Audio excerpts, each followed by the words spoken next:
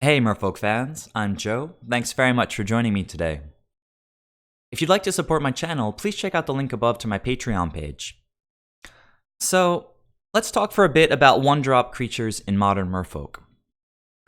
Merfolk is a tempo deck, which means it wants to establish an early, aggressive board presence while doing something to hinder the opponent's development, hopefully creating an opportunity to close out the game with a few quick attacks.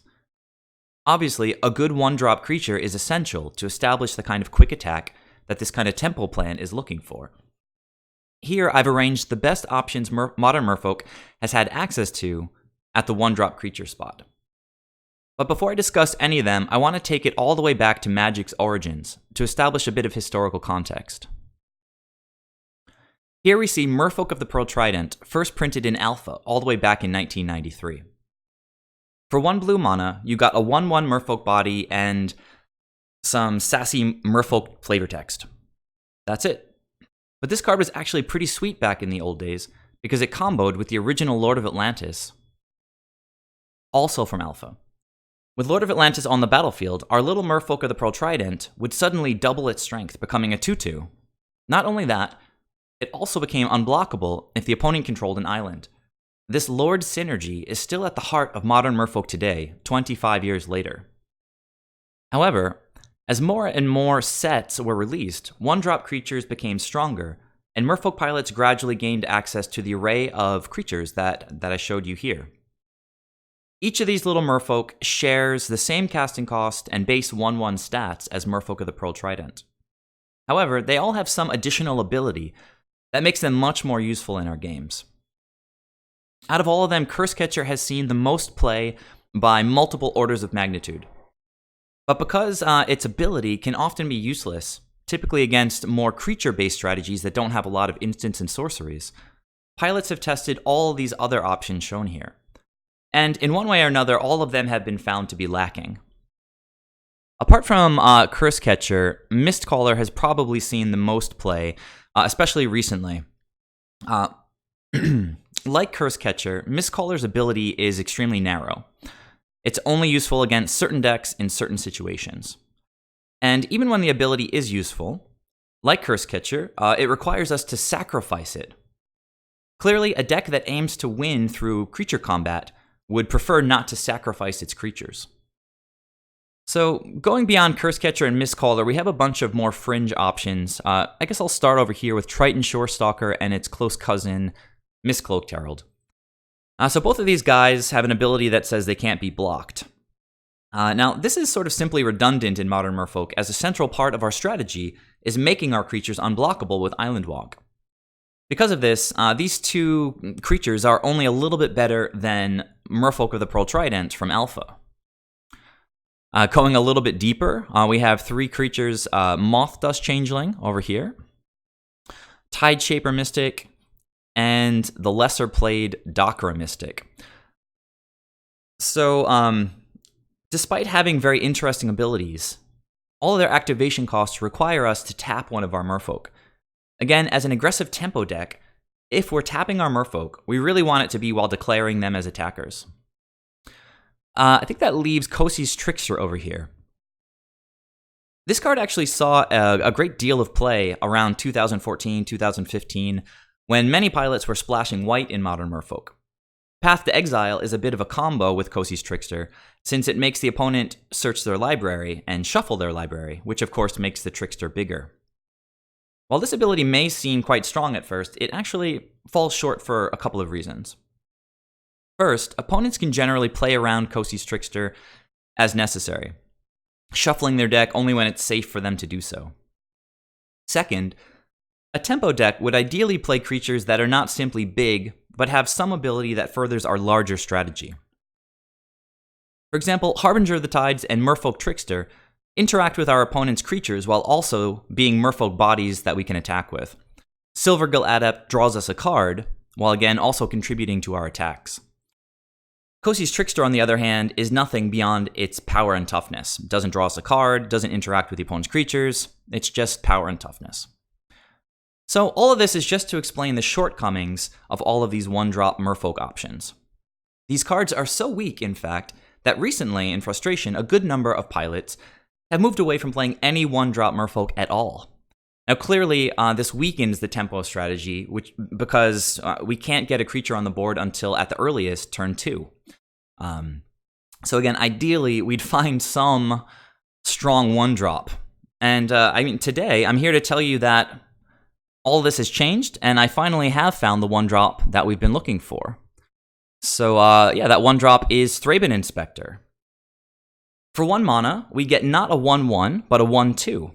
Now, we'd probably rather have it be a 2/1, so it can attack for more damage, but really, any base stats above 1/1 is better than anything that we've had before. But this card has much more than just its base stats. It creates a clue token when it enters the battlefield, which means that at some point later in the game, we can pay 2 mana to draw a card. Cards are the central resource in the game of Magic, and an on-tribe creature that draws us more cards is something we're always in the market for. And since Thraben Inspector is a Merfolk, it can get buffed by all of our lords. Wait a second, what am I talking about? This isn't a Merfolk. I think maybe I clicked on the wrong tab. Okay. This is actually the one-drop Merfolk that we've all been looking for. The new set, Ravnica Allegiance, is now available on Magic Online, and next week it's going to be released in paper. The set contains this new Merfolk, Benthic Biomancer, which already in the Merfolk community has an affectionate name, Ben. If we just shorten the long fancy name, just take the first 3 letters. Now, all joking aside, there are strong parallels to be drawn between Thraben Inspector and Ben here, primarily in their abilities. Since at least a few of you are probably unfamiliar with this new card, it's not even been released in paper yet, let me go ahead and just read you the ability. So for 1 generic mana and 1 blue mana, we adapt 1. Adapt is a new ability, a new mechanic, I guess, in Ravnica Allegiance, and it says, if this creature has no +1/+1 counters on it, put a +1/+1 counter on it. Now, if it said adapt 2, you would put 2 +1 counters. If it said adapt 3, etc. And then continuing, whenever 1 or more +1/+1 counters are put on Benthic Biomancer, draw a card, then discard a card. So, Thraben Inspector requires us to pay 2 mana to draw a card by cracking the clue token. Ben requires us to pay 2 mana to draw a card and then discard a card. This effect is known as looting, and while obviously not as strong as simply drawing a card, it's still great value. We get to add the top card of our library to our hand, and then discard the weakest card. If the top card of the library is unhelpful, we can just throw that in the graveyard, and now we're 1 card closer to drawing helpful stuff from the rest of our library.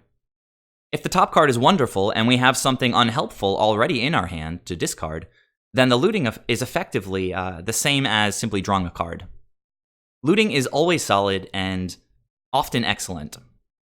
Again, both Thraben Inspector and Benthic Biomancer cost 1 mana to get on the table, and both allow us to pay 2 mana at some point later in the game to dig further into our library.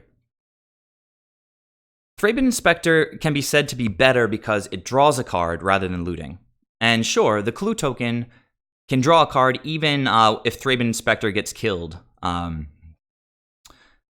while Ben is limited to looting while he's on the battlefield.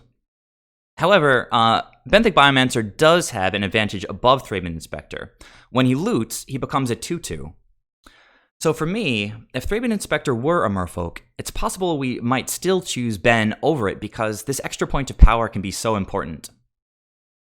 The reason I'm even comparing these 2 cards at all is Thraben Inspector has been played to great success in a number of very popular modern decks, including as a playset in Mono White Death and Taxes. We can see down here. This deck plays 4 Thraben Inspectors. In Martyr Proc, also has a full playset of Thraben Inspector. And even in some humans lists from time to time, you'll see Thraben Inspector pop up, though in those cases, it's more frequently just a singleton. But humans is a really powerful tribe in Modern, and the fact that Thraben Inspector is played at all is a testament to the power of this white 1-drop. So traditionally, if I go back to the list of Merfolk 1-drops that we see here, traditionally Merfolk 1-drops have been tiny, with relatively weak abilities, because the most important thing is just their creature subtype, because any Merfolk is going to find a good portion of its power in the many lords in the deck. Now, however, we have the option to play a 1-drop that on its own merits can be compared to a 1-drop that's played in humans. Except in Merfolk, it will actually be much stronger because of all of our lords. And again, because of Island Walk, it'll frequently be unblockable. It has an ability that, unlike Cursecatcher, Mistcaller, and all those other old 1-drops, can be useful in every single game. To me, this is incredibly exciting, and I've only just begun to talk about Benthic Biomancer's potential in our deck. So at this point, I'd like to switch over to a quick deck tech, explain some of the ideas that I've been mulling over since the card Benthic Biomancer was spoiled. So Ben's Adapt ability can be activated at instant speed. With the addition of Harbinger of the Tides and more recently Merfolk Trickster, modern Merfolk has increasingly been operating during the opponent's turn at instant speed.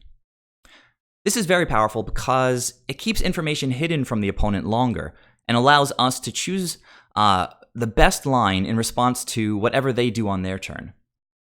Ben's ability pushes our deck further in this direction and has actually inspired me to make rather radical changes in my approach to the deck. I've chosen to include 4 Deprives in the main deck. This means that if I pass the turn with 2 mana up, I can choose to counter a spell, or flash in Merfolk Trickster, or simply adapt Ben at the opponent's end step, which again grows him and allows me to loot, hopefully improving the quality of the cards in my hand. This is awesome flexibility that I'm really, really excited to begin testing. Other instant speed effects that I've included in this list are a single Echoing Truth and a single Vendilion Clique. So these are cards that were previously in my sideboard, but I've chosen to move them into the main deck to just, again, give me more instant speed effects. The Echoing Truth is a bounce effect, and Vendilion Clique, you guys all know this spell. It's extremely versatile and powerful. It can be sort of a combat trick as a surprise blocker. It can get rid of a card out of a combo player's hand, like a Titan Shift or something like that. And the 2 blue Devotion works really, really well with Master of Waves. So both of these cards, as I mentioned, were in the sideboard, now in the main deck. And by moving these guys in here, I've actually opened up a bit of space in the sideboard. So actually, 4 Deprives, all the Echoing Truth and the Vendilion Clique, these guys were all in the sideboard previously. So it's really changed the landscape in my sideboard. So if we look over here for a second, with this newfound space in the board, I've chosen to go deep on Graveyard Hate with the full playset of Relic of Progenitus and 3 Surgical Extractions. There are a lot of decks trying to do sort of unfair things with the graveyard right now, and with 7 pieces of Graveyard Hate, we can pretty effectively shut that kind of stuff down. Another addition that I've made is playing a couple of Tidebinder Mages in my sideboard. This is a card that I feel has been somewhat underappreciated by most pilots. It can seem narrow. Just reading its text, it can only target or only tap down red or green creatures, but there's a lot of those in the format, and when you do have an opportunity to do that, it can really swing a game because it gives us another attacker and takes one away from the opponent.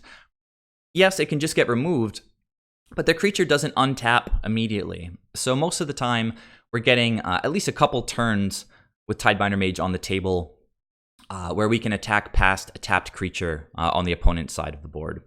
And I've been having good success with it in the last week or two, because I've been testing this list recently with just Mistcaller instead of Benthic Biomancer. It obviously doesn't have the same synergy with the instant speed adaptability, so Mistcaller has felt kind of like a square peg in a round hole in my testing, but all the other elements have actually been running really smoothly, and so now I'm really excited to be able to start testing with Ben actually in the deck. Let's see, continuing, I have a couple of Wizard's Retorts in the sideboard. Just to supplement the 4 main deck Deprives, there are going to be matchups where we do want 6 counter spells. Like against any control matchup, we want to counter their Teferi. Want to counter any kind of big haymaker spell. If they try to tap our team with a cryptic command, having a counter spell can often just end the game on the spot. Obviously, combo decks, we want to have extra counter spells, etc. Now, something that I've been thinking about is that it might actually be correct for me to play 4 Wizard's Retorts in the main deck instead of the 4 Deprives. If you look closely, I've actually got 21 Wizards in the main deck, which is a ton. And there's another 5 in the board between the 2 Tidebinder Mages, the extra Vendilion Clique, and this couple of Venser Shaper Savants. So with all of these wizards, it might just be correct to actually play Wizard's Retort in the main. With all the wizards in the deck, this might be really, really close to the original counterspell, which was just 2 blue. And if that's the case, it's extremely powerful. In my limited testing so far, I have found this spell to most often be very castable for just 2 blue.